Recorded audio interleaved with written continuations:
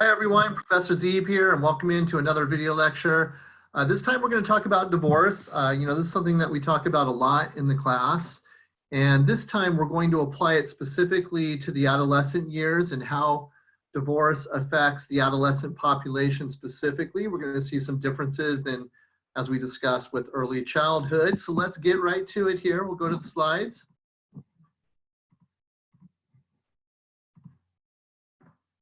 Okay, divorce. So here we go. We're going to look at once again how it applies to the teen population. Start off with some research. What the studies are basically showing is that divorce tends to occur most in families with a newborn present. So in terms of children, the dynamics of that, one of our #1 scenarios is a couple that has a newborn. That's our #1 condition. However, our second most is families with a teen present. So that's kind of, we're bringing up that point because we're covering adolescence at this part of the class here. So we know that it's pretty common for this to happen when a couple has a teenager present. In fact, divorce, according to studies, affects about half of the entire adolescent population. So wow, a lot of teens are being in the mix of divorce with their parents and so forth. So in other words, it sort of affects a lot of them in this population. The effects of divorce are actually hard to ascertain regardless of the age of the child or the children. And probably one of the reasons that is because a lot of people do not want to participate in these studies. I mean, can you guys blame them? Where you're going through a divorce and someone wants to do research on why your marriage went so bad. A lot of people don't want to talk about that. They don't want their children exposed to it. Maybe it's out of guilt, for example. So there's a lot of reasons why people would hesitate to even participate in a study involving divorce because let's face it, all the current research that we have about divorce, it just seems like it's negative, negative, negative across the board. So why do they want to show the world how horrible their kids are now because they went through a divorce and so forth, or how they were affected their kids in a bad way? So a lot of people just hold back. They don't want to participate in these studies. So we could know so much more, but at the same time, you can kind of understand why people would not want to participate in studies about divorce. Okay, but here's what we do know according to studies and so forth. We'll go to our slide here, the effects of divorce. So remember, we're applying this specifically to teens. And if you remember from early on, we mentioned that adolescence is a time of storm and stress. This is a very stressful transition period, awkward period that we all go through as humans. So the point is that we're adding stress to an already stressful time of our lives. It's kind of like we're adding fuel to the fire, which potentially makes it a little bit more difficult for this population due to that reason, okay? So let's look at how it affects teens, and also it applies to other children and families as well. Certainly the effects of divorce are economic. So for example, we could have a family that has 2 incomes, it's now down to 1, where the primary caregiver is responsible economically for their children. Obviously there's things like alimony and things like that. But the point is that it's hard when you're going through a divorce is that the funds aren't as available as they were before because you're paying for the court costs, possibly raising the child on your own until things kind of move forward. So potentially we're going from 2 incomes down to 1, which obviously can hit families hard.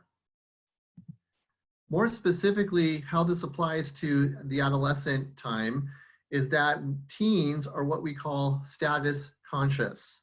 What that basically means is that during this time of your life, in high school specifically, you're very conscious of having things and having the right things, right? Because teens want all the best clothes. They have to have clothes to fit in. They want all the new and current devices, which cost money. Now we have to look at cars and things like that, and stereos and all those different things that go with being a teenager.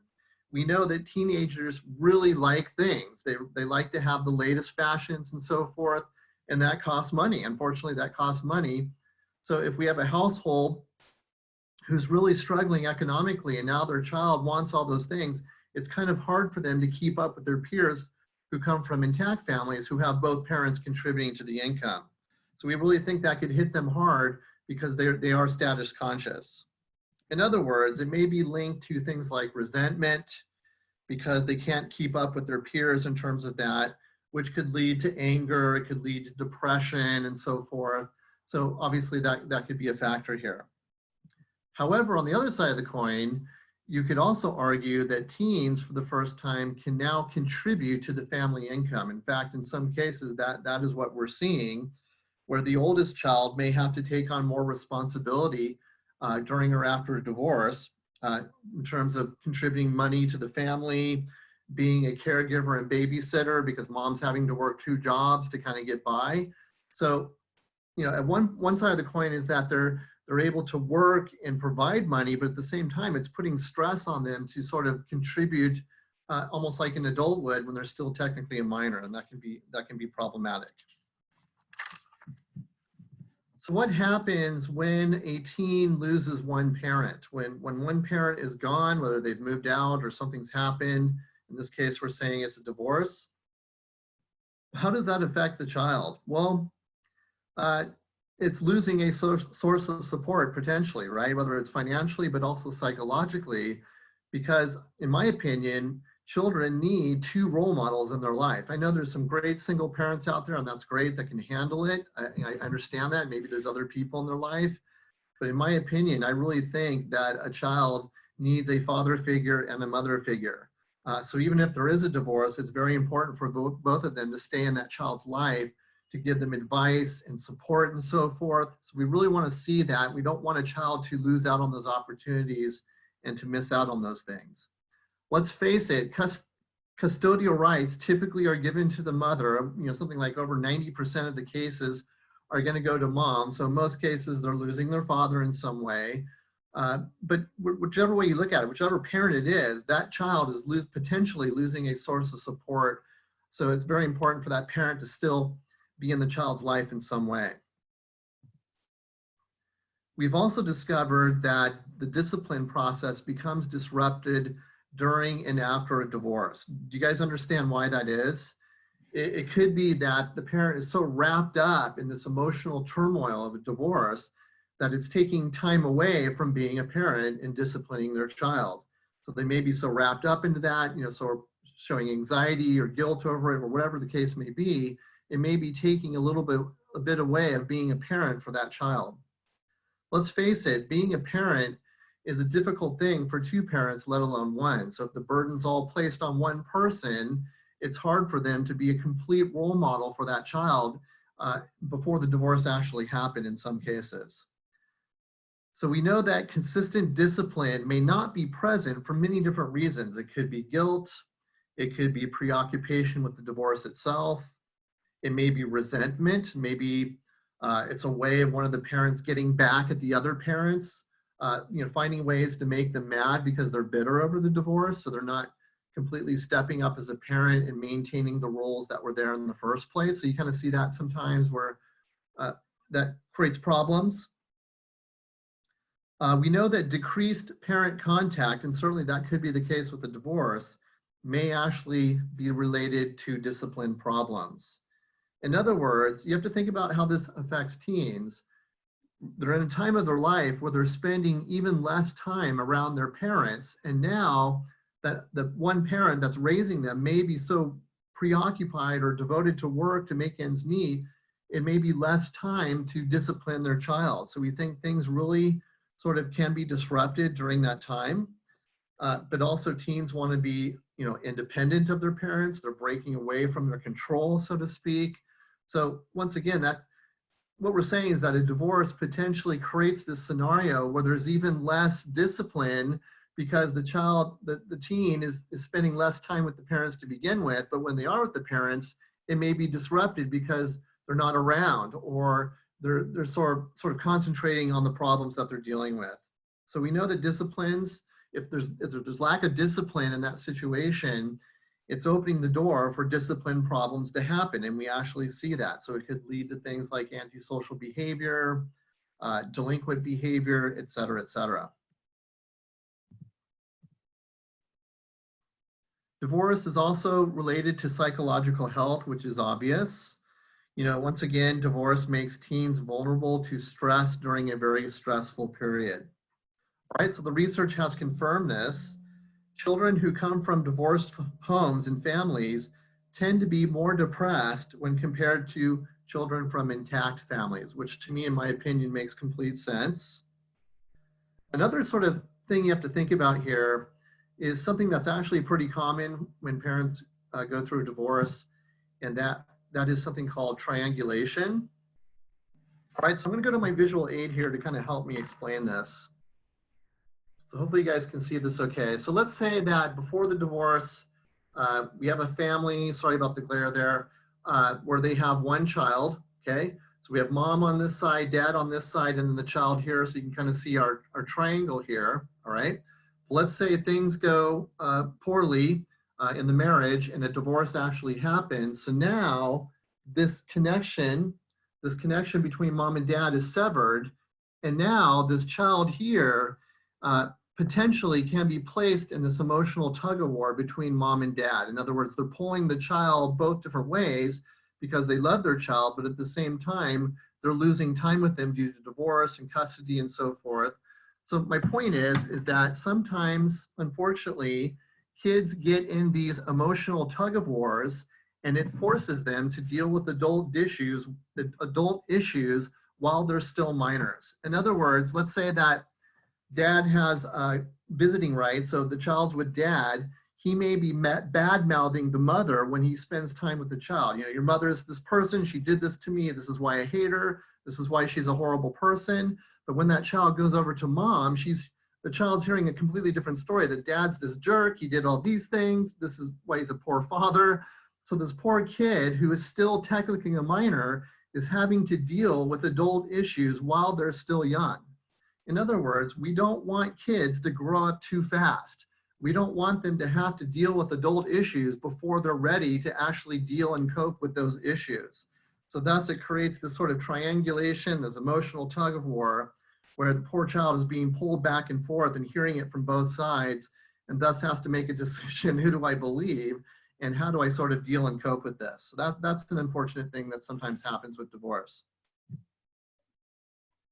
Then you have to kind of think about what happens when the child has to accept a remarriage situation. So let's say mom has been divorced, she meets someone new, so now this new person's in their life and is filling in the role of dad, basically.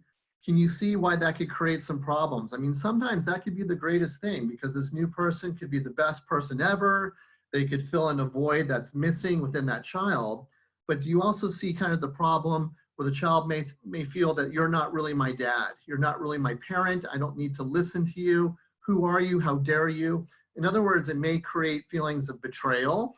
You know, mom has betrayed me by marrying someone else. In other words, we think that sometimes that creates resentment and problems where the child has to accept this new person who's not biologically their parent, which obviously can be difficult. Divorce, unfortunately, and there's so many negative consequences of this, but research also reveals that divorce carries some health risks, and we're going to look at some different angles with that one. Number one, men who come from a divorced home are more likely to become a drinker compared to if they did not. So we know that you're more susceptible to drinking, which obviously is linked to many different health problems, which we'll cover later on in the class. Your chance of becoming a smoker increases after going through a divorce. So kids who come from divorce scenarios are more likely to become a smoker than those who are not. Remember, that does not mean you will. It's not a causal relationship, but we know that the odds do go up. Obviously, smoking is horrible for you. There's so many health risks with that. So that's why we're kind of placing it here. I think it's pretty safe to say that divorce is a stressful situation. And as you guys probably know, stress is linked to many different health problems, okay? So for example, it lowers your immune system. It's linked to heart problems and cardiovascular problems. So once again, you can see indirectly, it's kind of connected to a health issue. Furthermore, a father's absence increases the likelihood of earlier sexual behavior and more teen pregnancies in girls. So there are studies that are showing that girls who are in a situation where dad is left are more likely to sort of expose themselves to sexual situations earlier and possibly to become pregnant as a teen. So the odds do go up. Remember, that's not a causal relationship. They've also discovered that the earlier the dad left in the relationship, the higher rate of earlier sexual behavior and teen pregnancy. So it seems to be even a more critical factor if dad has left really early on in the situation compared to, say, the late teen years. So just kind of showing you the different findings there. Once again, the reason we're saying that this potentially could be a health risk is, as you know, if people are participating in sexual behavior, it potentially exposes them to STIs, sexually transmitted infections, which obviously is a huge, huge health problem. So once again, it's just kind of showing how it could be indirectly related to these problems. It does not necessarily mean they will be or are, but we know that the odds go up when these behaviors are in action. So that's kind of why we're concerned, and we need to get that message out there and obviously to help protect our youth. All right, so that will kind of conclude our short lecture on divorce and the adolescent years. Thank you for listening, and we will see you online.